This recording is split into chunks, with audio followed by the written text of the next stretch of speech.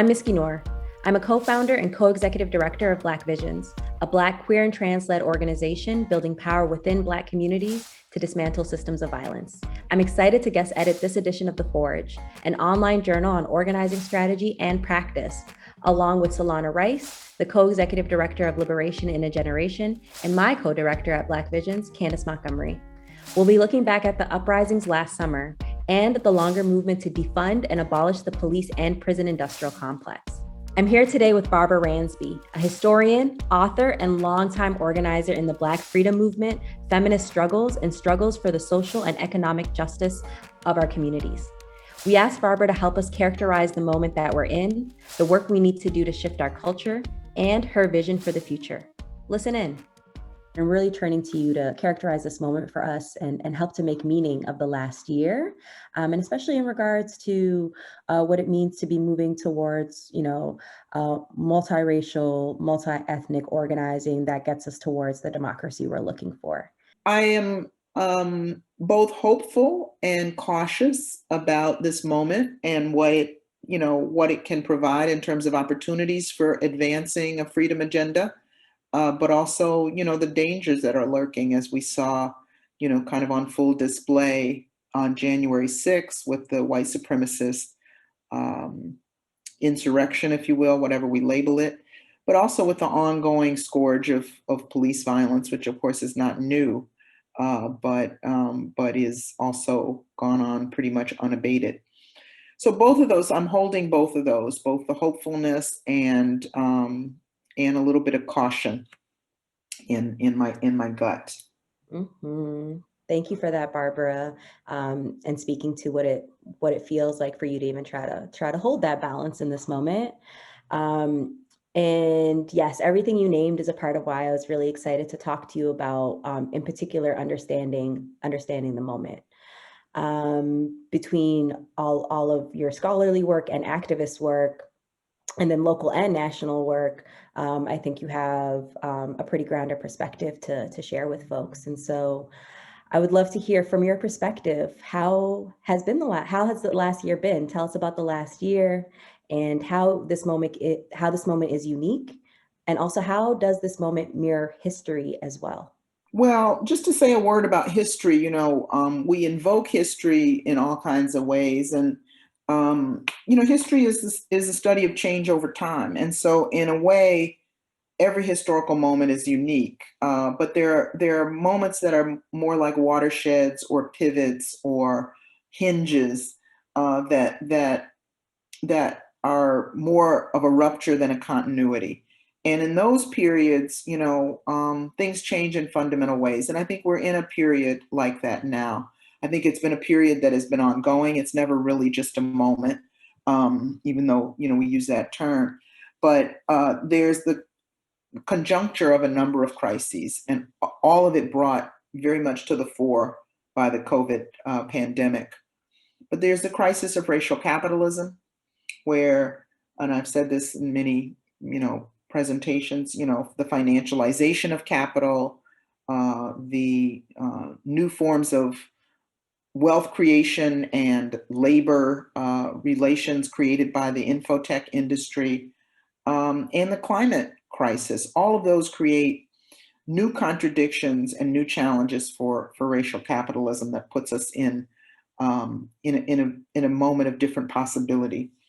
And then, of course, the White House and the train wreck that was the Trump administration. It was really an attempt to deploy white nationalism in order to save racial capitalism. And I don't think the jury is out, because Trump is out of office, but Trumpism continues to grow. And the proposition that we need to look backward, and that xenophobia and a celebration of the good old days of white supremacy are what will save this country. That narrative is still very much out there. It's very dangerous, and and we have to contest it. And then, of course, the other variable which makes this moment one of the pivots is the upsurge in anti-racist organizing, which I think Movement for Black Lives and Black Lives Matter has been at the center of. We cannot say we organized all of those protests. We did not. We always have to have humility as organizers.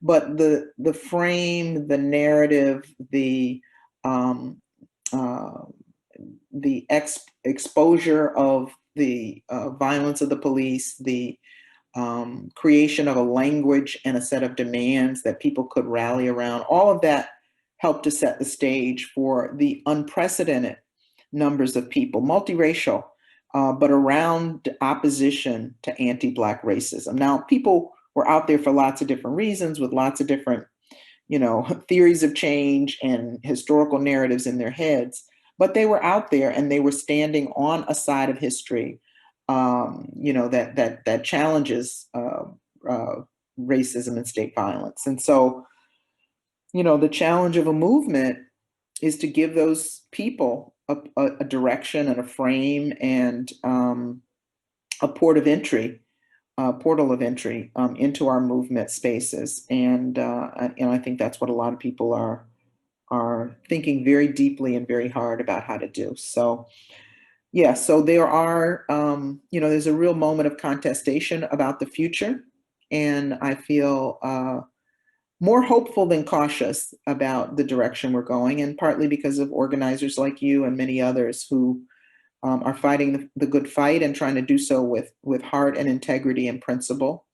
And we need some guidelines. We need we need to ground ourselves in analyses of what we're up against and what's possible so that we're not organizing in the dark, and I see that happening too. I see many spaces where people are asking very hard questions and pushing each other to clarify and to cohere, and that's a good thing. Yes, Barbara. Wow. Um, Thank you for all of that. And thank you especially for mentioning like guidelines to keep us out of the dark. I Mhm. feel like, and even what you said around moments of rupture versus moments of continuity inside of history, because this last year has just felt like a huge moment of rupture. Mhm. And one of the things that has felt so hard to navigate is like, yes, there are unprecedented numbers of folks taking action on behalf of our movements, on behalf of Black lives. And there's just so many different understandings of what is what, even in the ways that defund the police became co-opted in some ways over the last year, and the ways we had to fight back against that is a huge thing. And so really, really what you named around, movement having a responsibility to give folks a way to understand the moment. And then also give folks meaningful and authentic roles Mhm. inside of movement, right? So that they can actually see themselves and actually lead, and actually be able to navigate all these moments of rupture in a way that actually do keep them inside of our movement, so that we are building for the next time and getting bigger and bigger, because that's what we actually need to get to a liberatory future. Mhm.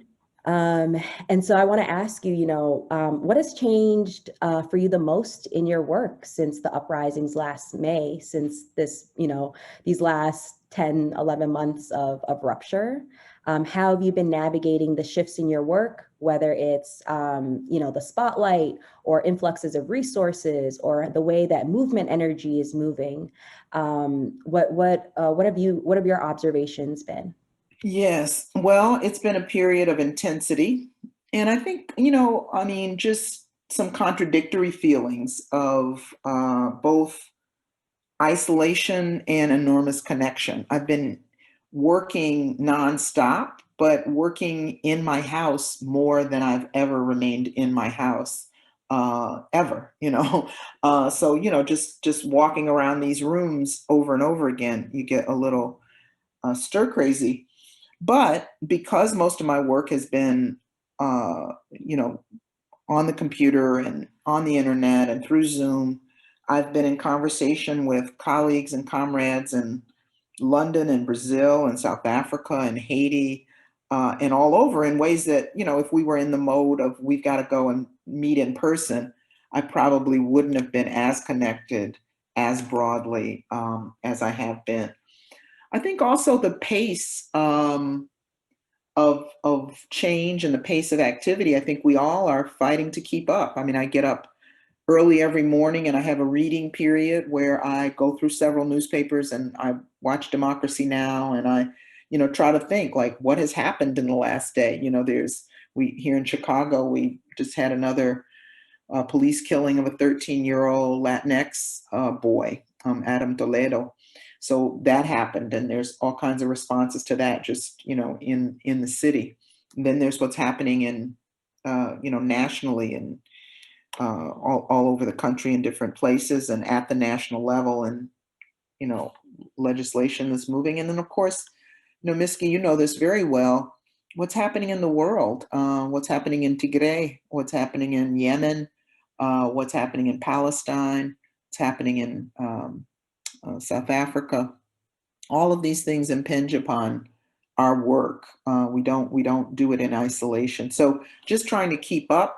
There's a lot of pressure and intensity about keeping up with such a fast moving world in this moment. It feels like the world has both slowed down and sped up at the same time, if that makes sense. So, Mhm, so yes. yeah, so that's how my year has been. Also, my partner is works in the intensive care unit in a hospital. So the COVID pandemic has been very close to us in terms of his patients dying and the number of work hours demanded and all of that. So it hasn't affected us health wise as a family, but we felt very I felt not on the front lines, but on the second line um, in terms of that. So that's been my year. Mhm. Yes, thank you for that, Barbara. I love the line of contradictory feelings of both isolation and connection that resonates deeply. Yeah. So a follow-up question to this is, why is multiracial organizing essential? And I don't think it's even just multiracial organizing, right? Because you were even just referring to some of the struggles beyond the borders of the United States. So I even want to ask, why is it important to organize beyond ourselves or beyond our hmm issues or what's directly in front of us? hmm Well, yeah. I mean, for a lot of reasons. I often say in spaces, and sometimes people joke and say, we know what Barb is going to ask. Who is the we? Because all of our skin folk are not our kinfolk, as we say. We certainly know that to assume that all Black folk are in agreement is not uh, correct, to say the least. And in some ways, in this moment, there are conflicting interests. I mean, there is a Black elite and you know, a leadership, a managerial class that have played a certain role. And the movement for Black Lives, I think, has seen that very clearly around police violence. Black DAs, Black cops, Black mayors, have sometimes been on the wrong side, clearly, because of the positions and the power they hold and the systems that they, um, oversee. So that's one part of it. So there's not a simple answer to the question, who are we? But then just on the positive, to move a legislative agenda, to move a labor agenda, to move a cultural agenda, we live in a complex and, to use that overused term, diverse world, and we have to work with many different communities and constituents, if you will, allies, with, if you will, and potential comrades and co-conspirators. So, just from a strategic point of view, having a multiracial organizing agenda is necessary, but also from a principled point of view. I'm not a narrow nationalist in any sense of the term. And, we live in a large world, and people have choices to make, whoever they are in this world. And we have to struggle with people to oppose anti-Blackness, to oppose white supremacy, even if they're white, and to take risks in doing that, to make sacrifices in doing that. And that's part of the struggle. And that is definitely a multiracial struggle. But it's not a multiracial struggle that pretends to be colorblind. That's where the danger comes in. To pretend to have this sort of class reductionist approach to say we're all suffering, we're all in it together. Well, that is not the way that the world we live in was made. It was made through decisions and system creations and class formation that was very, very racialized and very, very specific. And so to ignore the different ways in which we experience economic hardship, the different degrees to which we experience violence and exclusion, is not to be honest about the political landscape. So I think multiracial organizing is important and essential, but it also has to be done on a principled foundation and a clear understanding of what fighting racism and white supremacy and racial capitalism mean in the 21st century. Thank you for that, Barbara. So for folks listening, I know this isn't the first time you've heard it, but hopefully this is the time you internalize it, that Black folks are not a monolith. And I really appreciate the call you're making, Barbara, around the broadening of our movements does not mean that we also let go of specificity, right? And that nuance and critical thinking, asking questions, and being clear and getting clarity and being clear is an important part of actually moving towards a liberatory world. Mm-hmm. And that without that actually we are just watering down our work and not doing the hard work with each other to bring the world that we want into fruition. Mm-hmm. Mm-hmm. So based on that, my next question for you is, what is your vision for safety that would replace policing and imprisonment, and the future that we're moving towards? Well, I'm one that always stresses abolition has to be coupled with building. And I think that is absolutely crucial. So to say, how do we imagine safety is also to say, how do we imagine justice and how do we imagine freedom? And for me, justice and freedom is collective justice and collective freedom. I don't mean individual freedom for every individual to do whatever they want to do. But if that is our goal, that by itself creates enormous safety and security. Much of the violence and danger that we confront on the street is a result of people not having what they need, people being excluded from the formal economy, people being violated themselves in all kinds of ways by the system and other people. So if we nurture our children in a loving and nonviolent way, if we have communities that are living in abundance and equality and have the basic needs, that human beings need, if we have culture and art all around us, can we imagine the kind of everyday violence that we see now? And so, so that's the long-term answer. That is not going to happen tomorrow, but it's not a pie in the sky answer. I think there are restorative justice, transformative justice, de-escalation, prevention techniques that are, working on certain kinds of problems that we have in our communities. But at the same time, I think, really what we're talking about is social transformation is going to make us safe. That is what I truly believe.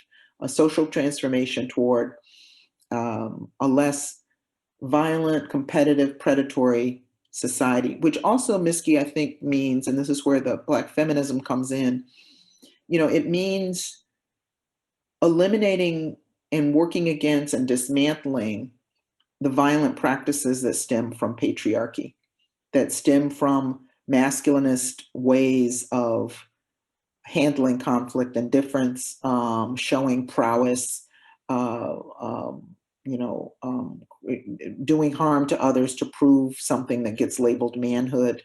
That combating those aspects of the dominant culture, which some of us internalize, is also a part of the process of creating a more safe, secure, and healthy communities and society, for all of us. And I say that as much lovingly for um, men as I do for women, girls, and femmes. Yeah, so that's how I would answer that question. Ooh, Barbara, I'm like, do I even need to ask you this last question? Because I feel like you bringing the patriarchy in, I almost want to go in a completely different direction. Because this is just so important, right? This is a Yeah. place of struggle, of pain, and of deep learning that exists for all of our movements and for all of us. What it's currently bringing up for me right now is even thinking about what Grace Lee Boggs and Jimmy Boggs say about the personal transformation work required for our collective transformational work, and then also the responsibility required, right, to be taken up in that, and what it means for us to take responsibility for our conditions and for each other, and that's what revolution is versus rebellion, right? And what does it mean for us to take on that work for yeah, and it's necessary. We're not going to get free without it. We're not going to get free without it. Yeah. Yeah. The It's last so question. interesting that so many people are reading Grace and Jimmy Boggs. I grew up in Detroit. I know you did. Yeah. So, they were very much a part of the political scene and community that I was a part of as a young person, as a teenager. Yeah. Anyway, yeah. No, not anyway. I want to hear more. No, I've actually found it really grounding to return to them over this last year. And so I'm like, yeah, I'm curious about you picking up on that thread. Clearly I'm not the only one. And what do you think that means? Or like, what is that bringing up for you? Yeah. This is a longer conversation because Grace was both of them, I knew in Detroit, but Grace was very beloved to me because, she lived longer and had contact with her over the years until she died. And then, went to her homegoing, her funeral, into her memorial in Detroit. And I also had disagreements with Grace. And so I think they were right about certain things, and I appreciate those things. And I do think the notion of grounding oneself in a community, um, interrogating ourselves and the ways in which we have internalized the values of the dominant society, and that's it's also that comes from Gramsci and a lot of other places too. But cops on every corner is not the only force that holds an unjust society together. What we call culture, and I don't just mean song and dance and art. I mean the things that we accept as truths. The notion that that competition is better than cooperation, and that uh, there's some people that are smarter than others, and so we then have this alleged meritocracy myth that exists. So there's all kinds of ways that we internalize the dominant culture that compromises our ability to resist, compromises our ability to be different kind of people, which is going to ultimately be required in order to have a different kind of world. The seduction of consumption, and just a whole number of things, even in our intimate relationships. What is desire linked to conquest? So I think there's a lot of work to do on us and the world. I certainly am not an advocate of kind of cloistering ourselves away and fixing ourselves before we go out and confront a system that's destroying and killing our people. We have to do both simultaneously. Thank you for that. And thank you for indulging my impromptu question there. Yeah. All right. Yes. So the last question I want to ask you before ending today is what's being said but remains unheard? And so this is the question we're asking everyone, Hmm. because it feels like, right, there are a lot of lessons that are being repeated, or a lot of wisdom that folks really need to hone in on. And so, yeah, what is being said but remains unheard, that hopefully folks actually really clearly hear Hmm. ASAP. I don't know if it's much different than what we were just saying, you know. I think the coupling of self-transformation and structural change is really at the core of our task. You know, I think a lot of the struggles around transparency and accountability in our movements is also about us uh, rejecting some of the kind of cultural truths that, you know, we have inadvertently or unknowingly internalized in terms of power and who claims it, how you leverage it, and all of that, and really to embrace the messiness of radical democracy and collective power sharing is the ultimate a test of whether we will win. So I don't know. You know, I don't have any pearls of wisdom, but I think, you know, the whole conversation that we've been having, I think, is something that we just need to keep at. Well, I think that's a pearl of wisdom. And you drop pearls of wisdom all the time, Barbara. So I want to say thank you so much. I think, yes, our movements are stronger because of your commitment and love and rigor, and wisdom and selfless sharing. And I know we have many a times gotten out of our own way, and seen beyond ourselves because of your contributions. And so thank you so much for your brilliance. Thank you so much for making time for this conversation. Thank you. And thank you for your commitment and love of Black people. Oh, Miski, thank you so much, and thank you for all you do. You are one of the bright lights, one of the bright lights. Thank you for listening. For more conversations like this one, visit forgeorganizing.org. We'll see you on Twitter at forgeorganizing. For more information on Black Visions, visit blackvisionsmn.org or follow them on Twitter at blackvisionsmn. You can find more information on Liberation in a Generation at liberationinageneration.org or follow them on Twitter at liberationin. Thank you to Nino Fernandez for post-production audio and editing, and thanks to all of you for listening. Take care and stay safe, everyone.